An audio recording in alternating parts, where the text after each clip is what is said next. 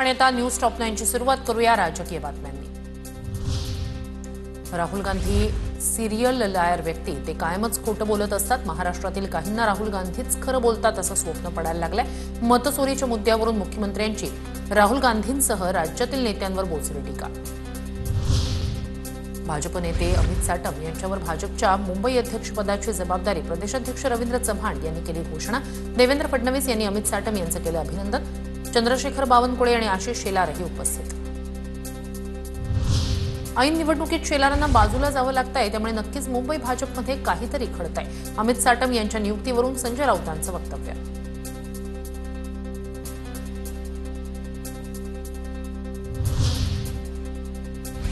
मुंबईत येण्यावर मनोज जरांगे ठाम। 27 ऑगस्टला अंतरवाली सराटीतून मुंबईकडे प्रस्थान। दरम्यान आज दुपारी 12 वाजता मनोज जरांगेंची अंतरवाली सराटीत पत्रकार परिषद। 29 ऑगस्टच्या मुंबई आंदोलनाच्या पार्श्वभूमीवर जरांगे काय बोलणार याकडे सर्वांचं लक्ष।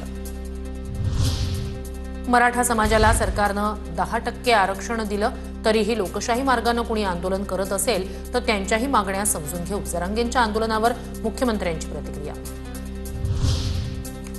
जरांगेंच्या 29 ऑगस्टच्या आंदोलनाविरोधात आम्ही रस्त्यावर उतरू। जरांगेंना कोण पैसे देतं, वेळ आल्यावर नावं जाहीर करणार, लक्ष्मण हाकेंचा इशारा।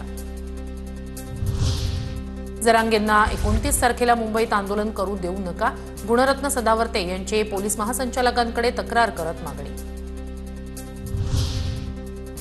जरांगेंनी पुन्हा मुख्यमंत्र्यांच्या आईचा अपमान केला।